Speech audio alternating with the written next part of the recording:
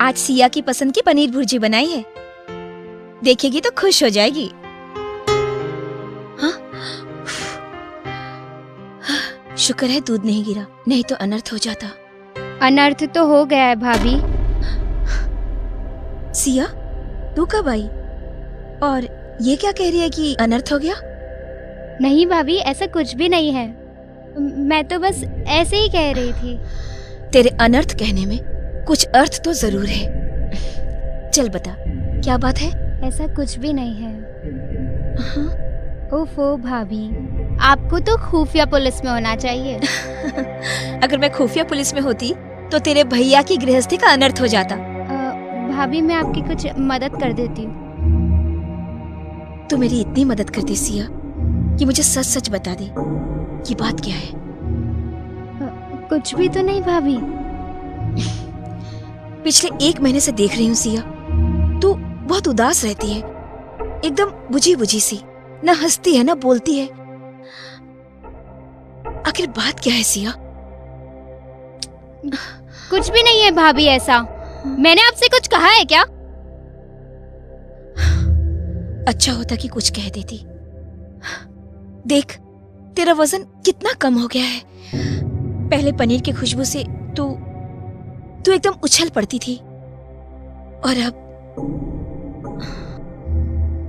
आपको वहम हुआ है भाभी, बहुत बड़ा वहम। आई एम ओके, मैं बिल्कुल ठीक हूँ भाभी, ऐसा कुछ भी नहीं है। मैं देखती हूँ।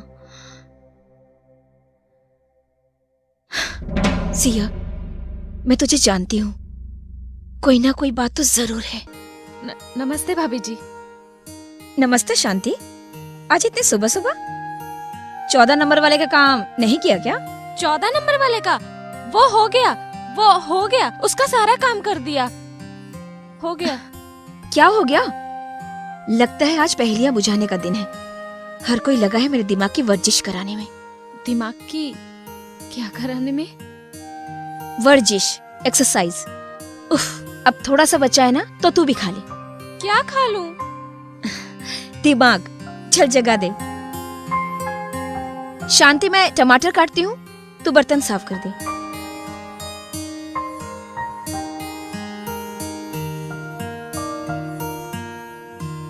शांति, ये ले, ये प्लेट साफ कर दे। जी भाभी। शांति। जी भाभी। ये क्या? ये जख्म? भाभी, वो कल चूड़ी पहनते समय कांच लग गए थे, बस। जरा दिखा तो। ये चूड़ियों के निशान तो नहीं? शांति। अरे नहीं भाभी, सच्ची ऐसा कुछ नहीं है। सच बता शांति, क्या बात है? अरे हाँ, वो है ना मेरी पड़ोसन, उससे मेरा झगड़ा हो गया था पानी भरते समय। अब आप जानते तो हो ना, कहते भी हो कि नाम शांति और काम बिल्कुल उल्टे, तो बस। शांति, कितने साल हो गए तुझे यहाँ का काम करते हुए? भाभी 6 साल। तो मैं तुझे और तेरे सच को अच्छी तरह से समझती हूँ। सच बता, क्या बात है? नहीं भाभी, ऐसी कोई बात नहीं है। शांति, कोई बात नहीं, और तुम रो रही हो? सच बताओ, क्या बात है? नहीं भाभी, कोई बात नहीं है। शांति, सच बताओ, क्या हुआ? सच बताओ मुझे। भाभी। शांति, तुम बताओ मुझे, क्या हुआ? भाभी, हाँ? वो 14 नंबर वाला है ना, हाँ? जिसके यहाँ मैंने अगले महीने काम पकड़ा था। हाँ? और जिसकी वजह से मैंने आपसे लड़ाई भी की थी। हाँ? वो काम ना मुझे बब्बन ने बताया था। बब्बन प्रेस वाला है ना, हाँ? उसी ने बताया था। मैं एक दिन उसके यहाँ गई, और जब गई तो ना। नमस्ते साहब, वो आपने काम के लिए कहा था ना? हाँ, मैंने प्रेस वाले को कहा था घर के काम के लिए। तुम ही शांति हो? जी साहब। यहीं अड़ोस पड़ोस में काम करती हो? हाँ करती हूँ ना, मन्नू भाभी के यहाँ, 12 नंबर वाली अम्मा जी के यहाँ। हाँ, और ठीक है। देखो, इस घर में भी झाड़ू, फटका, बर्तन ये सब तुम्हें करने पड़ेंगे, और ठीक इसी समय आ जाना। हाँ साहब, वो सब तो मैं कर लूंगी। पगार कितनी दोगे? पगार की टेंशन मत ले, पूरे 2000 रुपए दूंगा। 2000 2000 चलेगा। और सुनो, काम जरा दिल लगा के करना। कोई भी छोटा मोटा काम करने को कहूँ तो मना मत करना। जी साहब। समझ गई ना मैं क्या कह रहा हूँ? जी साहब, जी साहब। उस समय मैं उस दुष्ट का मतलब नहीं समझी थी। फिर एक दिन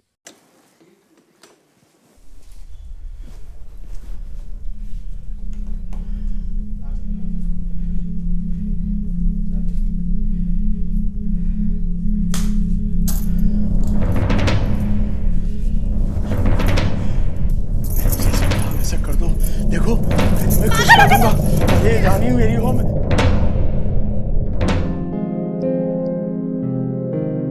और इसलिए तुम 3 दिन से काम पर नहीं आ रही थी, है ना? और छुट्टी लेने पर मैंने तुम पर कितना गुस्सा किया। सॉरी शांति, मुझे माफ कर दो। और तुम चिंता मत करो, मैं कुछ सोचती हूँ। नहीं भाभी, आप कुछ मत कहिएगा, आप कुछ मत करिएगा। सबको पता चल जाएगा तो हल्ला हो जाएगा। फिर कौन देगा मुझे काम? और बच्चों का पेट भी तो पालना है। तुम चिंता मत करो शांति, अपराधी को दंड मिलना ही चाहिए। और मैं जोश में नहीं, होश में काम करती हूँ। तुम्हारा काम तुमसे कोई नहीं छीनेगा। तुम चिंता मत करो। जिस ईश्वर ने हमें पेट देकर भेजा है ना, उसे भरने का प्रबंध वो खुद ही करता है। तुम चिंता मत करो। ठीक है भाभी, ठीक है। मैं अपना सारा काम खत्म कर लेती हूँ।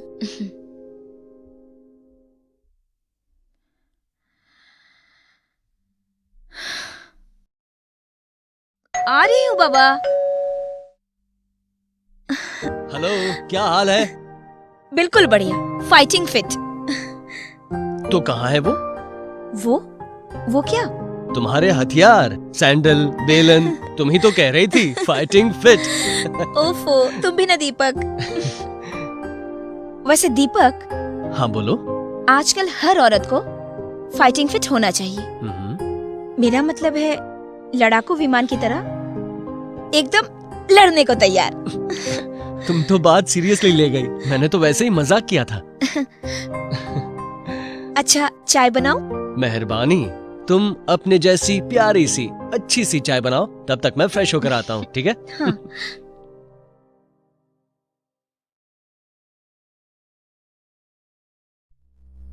पता है दीपक, आज शांति आई थी और उसने मुझे जब अपनी आप बीती सुनाई ना, मुझे इतना गुस्सा आया। वो अपना 14 नंबर वाला है ना, उसने उसके साथ जबरदस्ती करने की कोशिश की। क्या? जब वो अपनी बातें बता रही थी ना, मेरे रोंगटे खड़े हो गए सुनकर। कैसे कैसे लोग पड़े हैं दुनिया में, जरा भी शर्म नहीं आती। ये मामला तो ठीक नहीं है। किसी को गरीब जानकर उसकी इज्जत पर हाथ डालने वाला था वो दरिंदा। उसे तो ऐसी सजा मिलनी चाहिए। सजा तो मिलेगी दीपक, जरूर मिलेगी, लेकिन सोच समझकर। वैसे शांति तुम पर कितना भरोसा करती है? उसने तुम्हें सब कुछ बता दिया। पता है दीपक, मैं बहुत दिनों से देख रही हूँ कि शांति बहुत चुप चुप रहती थी। वरना तुम्हें तो पता है वो चलता फिरता अखबार है। 15 नंबर वाली भाभी ने ये किया, 24 नंबर वाली भाभी ने वो किया। क्या हुआ मनु? तुम अचानक से घबरा क्यों गई? दीपक, मैं तुमसे कुछ कहना चाहती हूँ। कहो मनु। दीपक, आजकल सिया भी बहुत बुझी बुझी सी रहती है और आज सुबह भी वो बहुत डरी हुई सी थी, सहमी हुई सी थी। दीपक, कहीं सिया भी तो हैरेसमेंट का सामना तो नहीं कर रही है? क्या मनु, ये कहाँ की बात तुम कहाँ खींच लाई? शांति के साथ जो हुआ ठीक नहीं हुआ, एक मगर मुश्किल दौर से गुजर रही है। वो बात क्या है ये मैं जानकर ही रहूंगी। देखो मनु, सिया मेरी बहन है और उस पर मैं एक भी आंच तक नहीं आने दूंगा। इतने तैश में आने की कोई जरूरत नहीं है दीपक। हमें समझदारी से काम लेना होगा। सिया आ गई है, प्लीज बी क्वाइट। तुम्हें मुझ पर भरोसा है ना? आज मैं उसकी मन की बात जानकर ही रहूंगी। Please Deepak. Hello Siya. Hello भाभी। सिया। हाँ? कैसा रहा आज का दिन? ठीक था, मतलब अच्छा था। भैया कहाँ है भाभी? भैया चाय पी रहे हैं। हाय सिया। हेलो भैया। चाय पियोगी? नहीं भाभी, नहीं।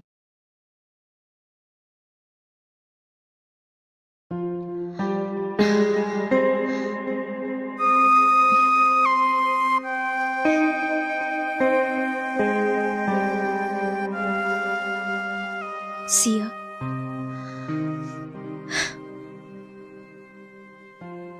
पता है सिया, जब मेरी तुम्हारे भैया से शादी हुई थी तब मेरी माँ ने मुझसे कहा था दीपक की माँ नहीं है और तुम्हें उस घर में माँ का फर्ज भी अदा करना है। कुछ ही देर के लिए सही मुझे अपनी माँ समझकर बता दो सिया, क्या चल रहा है तुम्हारे मन में? प्लीज। भाभी। सिया, बताओ क्या बात है? हमारे ऑफिस में बहुत अच्छा माहौल था। पिछले 2 सालों से सब कुछ बहुत अच्छा चल रहा था। मुझे अपने ऑफिस में बेस्ट परफॉर्मेंस का अवार्ड भी मिला। फिर 6 महीने पहले सीनियर वाइस प्रेसिडेंट की पोस्ट पर एक नया अफसर आया। शुरू में सबको लगा कि वो बहुत ही काबिल, ईमानदार और बहुत ही सख्त किस्म का अफसर है। फिर धीरे धीरे उसने अपने रंग दिखाने शुरू कर दिए। कभी कहता पेन उठा कर दो, पेन हाथ में लेता और हाथ दबाकर मुस्कुराता। फिर घबराकर मैं हाथ हटाती तो वो और मुस्कुराता। फिर एक दिन उसने मुझे एक फाइल दी। मैंने सोचा उस फाइल में ऑफिस के डॉक्यूमेंट्स होंगे। मैंने फाइल खोली तो उसके अंदर एक अश्लील मैगजीन थी। मुझे उससे सख्त नफरत है। मुझे ऑफिस में जाने का मन नहीं करता है। मुझे उसके फैलाए हुए जाल से बचाओ भाभी। भाभी प्लीज मुझे उसके जाल से बचाओ। सिया, चुप हो जाओ, मत रो। जब तक बीमारी का पता नहीं चलता है उपचार करने में दिक्कत आती है। बीमारी का पता चल चुका है ना, अब इलाज करने में देर नहीं लगेगी। तुम चिंता मत करो सिया, मैं तुम्हें इंसाफ दिला कर ही रहूंगी। चिंता मत करो, मैं तुम्हें और शांति को इंसाफ दिला कर ही रहूंगी। आओ दीपक, आओ। हाय डॉक्टर। बैठो। नमस्ते। नमस्ते। कहो दीपक, कैसे हो? जी ठीक हूँ। कल रात जब मुझे मनु का फोन आया तो एक बार मैं भी सकते में पड़ गया। कई सालों से आपके पड़ोस में रहता हूं, लेकिन पहली बार मनु को मैंने इतना डिस्टर्ब देखा। क्या कहूं डॉक्टर साहब, बात ही कुछ ऐसी है। कल मुझे पता चला कि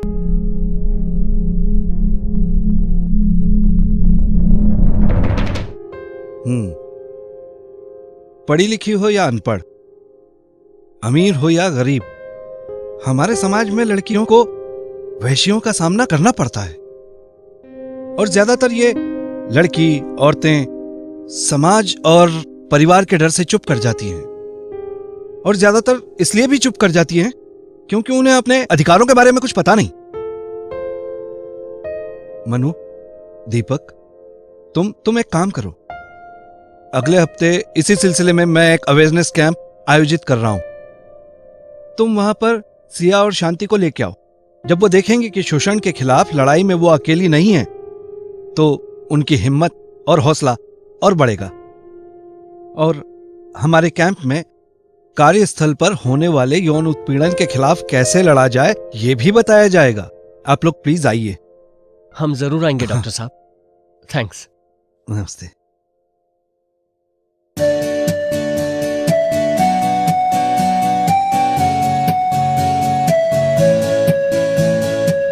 आप सभी लोगों का बहुत बहुत स्वागत है। चलिए प्रोग्राम शुरू करते हैं। क्या आप जानते हैं कि सन 2001 के सेंसस के मुताबिक 25.6% स्त्रियां काम पर जाती हैं और हर स्त्री का ये अधिकार है कि वो हिंसा और शोषण रहित वातावरण में काम करे। हर स्त्री का यह अधिकार है कि उसे भद्र और ऐसा कार्य वातावरण मिले जहां भेदभाव ना हो। पर आंकड़े ऐसे दर्शाते हैं कि वास्तव में ऐसा नहीं होता है। महिलाओं को बड़े पैमाने पर यौन उत्पीड़न का सामना करना पड़ता है। काम के स्थान पर यौन उत्पीड़न यानी sexual harassment at work place के कई प्रकार होते हैं। यदि आपको आपकी अनुमति के बगैर कोई स्पर्श करता है, आपसे अश्लील बातें करता है, अश्लील चित्र या साहित्य दिखाता है और अपनी कामुक इच्छाओं की पूर्ति के लिए मांग करता है, तो ये सभी यौन उत्पीड़न यानी सेक्सुअल हरासमेंट के अंतर्गत आता है। आप सबको ये जान लेना जरूरी है कि किसी भी प्रकार की प्रताड़ना सहते रहना ठीक नहीं है। आप किसी भी तरह की प्रताड़ना के खिलाफ शिकायत दर्ज करा सकती हैं और करनी भी चाहिए, क्योंकि इस तरह चुप रहकर घुल घुल कर सहने से आपकी शारीरिक और मानसिक स्थिति बिगड़ सकती है। आइए देखते हैं यौन उत्पीड़न से उत्पन्न होने वाले दुष्परिणाम के बारे में। पीड़ित महिला पर मनोवैज्ञानिक और स्वास्थ्य संबंधी कई दुष्प्रभाव पड़ते हैं, जिनमें से कुछ हैं डिप्रेशन यानी विषाद, एंजाइटी यानी उत्कंठा या व्यग्रता, शर्म और अपराध बोध, शेम एंड गिल्ट, कहीं पर भी ध्यान केंद्रित करने में कमी, डिफिकल्टी इन कॉन्सेंट्रेटिंग, सर दर्द, थकान और मानसिक उलझन, खान पान संबंधी गड़बड़ी, बहुत अधिक या बहुत कम खाने की आदत पड़ जाना, अत्याचारी के प्रति क्रोध और हिंसा की भावना, आत्मविश्वास का क्षय, खत्म हो जाना, सभी लोगों पर विश्वास उठ जाना, आत्महत्या के विचार या आत्महत्या करने की कोशिश। तो मित्रों, अब आप समझ ही गए होंगे कि ये परिणाम कितने घातक सिद्ध हो सकते हैं। आज हम यहाँ इस कैंप में इसीलिए एकत्रित हुए हैं कि हम आपको ये बताएं कि अब आप किसी भी प्रकार के यौन उत्पीड़न के खिलाफ आवाज उठा सकती हैं।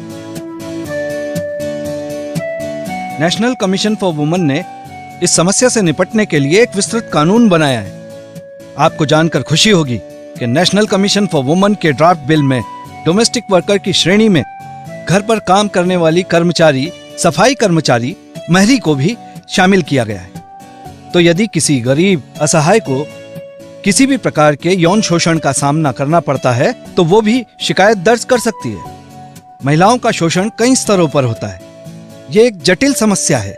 इससे जूझने के लिए एनसीडब्ल्यू समय समय पर अपने विभिन्न कैंपों में महिलाओं को अपने संवैधानिक अधिकारों के प्रति जागरूक करता है। उन्हें स्पष्ट रूप से बताता है कि वो कानून का सहारा लेकर अपराधी को सजा दिलवा सकती है। इसके अलावा देश भर में एनसीडब्ल्यू पारिवारिक महिला लोक अदालत आयोजित करता है ताकि महिलाओं को शीघ्र न्याय मिले। आपको जानकर अचंभा होगा और हर्ष भी कि एनसीडब्ल्यू समय समय पर संविधान में मौजूदा प्रावधान की समीक्षा कर उनमें संशोधन करने की क्षमता भी रखता है। ये कार्य एनसीडब्ल्यू का लीगल सेल करता है। संक्षिप्त में, एनसीडब्ल्यू महिलाओं के अधिकार की पूर्ण रक्षा करने वाली संस्था है जो पुलिस और कानून के सहयोग से महिलाओं पर होने वाले शोषण का सफलता से सामना करती है। बिल में यह भी कहा गया है कि न सिर्फ नौकरी करने वाली महिला बल्कि दफ्तर में जाने वाली हर वो महिला, चाहे वो कस्टमर हो, क्लाइंट हो, ट्रेनी हो, डेली वेज वर्कर हो या एड हॉक काम करने वाली लड़की हो, ये सभी शामिल है। स्त्री पुरुष के लिए दफ्तर में एक इंटरनल कंप्लेंट कमेटी यानी आंतरिक शिकायत समिति बनाने के आदेश हैं। आप में से कईयों के दफ्तर में ये सक्रिय होगी। अब हमें ऐसे वहशी दरिंदों से जूझने के तरीके सीखने होंगे। अब तो तेरे बॉस के गिने चुने दिन रह गए दफ्तर में। भीड़ भाड़ वाली जगह पर यदि आपको छेड़ा जाता है तो उसी वक्त चिल्लाकर लोगों को इकट्ठा कर उस व्यक्ति की करतूत सामने लाइए। इससे वो डर कर अपने आप पीछे हट जाएगा। ये तो हुई अपना गला, अपना कंठ इस्तेमाल करने की बात, पर आप अपने पास ही मौजूद कई हथियार भी इस्तेमाल कर सकती हैं। हथियार? कैसा हथियार? छाता, जूता, सैंडल, डंडा, छड़ी, पेपरवेट, आप जो चाहें इस्तेमाल कर सकती हैं। पर मैं ये भी कह दूं कि आप महिलाओं को अपने स्वास्थ्य का ख्याल रखना चाहिए। कोशिश कीजिए कि आप में बल परिपूर्ण हो। अच्छा खाइए, वर्जिश कीजिए, हो सके तो कोई सेल्फ डिफेंस की क्लास ज्वाइन कीजिए, जैसे जूडो है, कराटे हैं। अगर आप में बल, शक्ति हो तो अपनी रक्षा आप खुद कर पाएंगी। अपने साथ दफ्तर में हुए किसी भी प्रकार के यौन शोषण के बारे में सबसे पहले अपने दफ्तर के प्रमुख अधिकारियों को उस व्यक्ति के खिलाफ लिखित में शिकायत करें। आप पुलिस और स्थानीय एनजीओ की सहायता भी ले सकती हैं। हमारे देश की प्राचीन संस्कृति से हम सब परिचित हैं। हम जानते हैं कि नारी का कितना ऊंचा स्थान है समाज और राष्ट्र के निर्माण में। अब अगर आप में से किसी को कोई सवाल करना है तो स्वागत है। सर, मैं कुछ पूछना चाहती हूँ। दफ्तर में जो यौन शोषण होता है उसकी अगर मैं रिपोर्ट लिखाऊं तो क्या मेरी नौकरी जा सकती है? बहुत अच्छा सवाल किया आपने। देखिए, सबके मन में यही सवाल घुमड़ रहा होगा इस वक्त। जैसा हमने आपको पहले बताया कि इस वक्त दफ्तरों में इंटरनल कंप्लेंट कमेटी का गठन हो चुका है।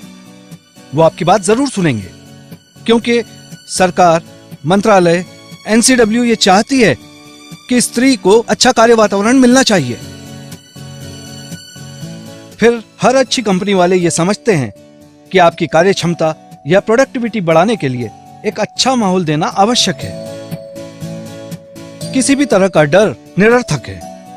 यदि आपके साथ कोई अत्याचार कर रहा है तो आपको उसके खिलाफ आवाज उठानी ही होगी। आपकी नौकरी पर कोई आंच नहीं आ सकती। सर, मैं कुछ पूछना चाहती हूँ। मेरी एक कजिन है, उसके साथ भी उसके दफ्तर में ऐसा ही कुछ हुआ है, लेकिन मुझे ऐसा लगता है कि अभी तक वो उस चीज से उभर नहीं पा रही है। तो ऐसे में हम क्या करें? आप उन्हें मेरे या किसी भी क्लिनिकल साइकोलॉजिस्ट यानी मनोचिकित्सक के पास ले जा सकती हैं। ये सुविधा सरकारी अस्पतालों में भी उपलब्ध है। सर, सबसे बड़ी बात इज्जत की होती है। आप समझ रहे हैं ना? मैं आपकी बात समझ रहा हूँ, पर आप ही सोचिए, जो इंसान आपके साथ छेड़छाड़ कर रहा है, अभद्र व्यवहार कर रहा है, अगर उसकी गलती को आप छुपाएंगी तो वो और प्रोत्साहित होगा। अगर इज्जत की आप बात कर रही हैं, इज्जत सबसे बड़ी है, तो फिर ऐसे इंसानों की इज्जत तो मिट्टी में मिल जानी चाहिए। जब तक ऐसे लोग बेइज्जत नहीं होंगे, दंडित नहीं होंगे, तब तक समाज नहीं सुधरेगा।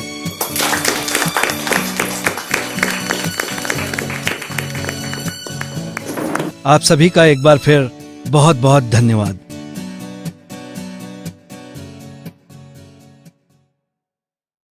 शांति, टमाटर धुल गए क्या? जी भाभी। क्या बात है, बहुत खुश हो? भाभी, हाँ? प्यारी भाभी, भाभी भाभी भाभी, यस। भाभी भाभी बोलती रहेगी या फिर आगे भी कुछ बोलेगी? सब बताती हूँ, सब बताती हूँ। आपको पता है वो अफसर सस्पेंड हो गया है? यस। सस्पेंड हो गया? हाँ। क्या हो गया है? सस्पेंड यानी कि बर्खास्त। हाँ। उस मुंह के साथ तो यही होना चाहिए था, बल्कि इसका मुंह काला करके पूरे शहर में घुमाना चाहिए था। बस शांति, बस। अच्छा शांति, तूने 8WA में वो 14 नंबर वाले की शिकायत दर्ज कर दी है ना? और क्या, और भला हो एनसीडब्ल्यू वालों का, जिसकी वजह से कानूनी कार्रवाई शुरू हो गई। और अब तो मैंने उसके घर का काम भी छोड़ दिया है भाभी, और कोई बाई भी नहीं जाएगी उसके घर काम करने। भाभी, हाँ आपसे कुछ कहना था। बोलो। थैंक यू भाभी, थैंक यू सो मच। अगर आप नहीं होती ना तो अब तक हम अंदर ही अंदर घुट घुट कर मर गए होते। और मुझ में भी इतनी ताकत नहीं थी कि मैं। हम सब शक्ति की संतान हैं, हम सब शक्तिशाली हैं, बस हमें ये जानने की जरूरत है।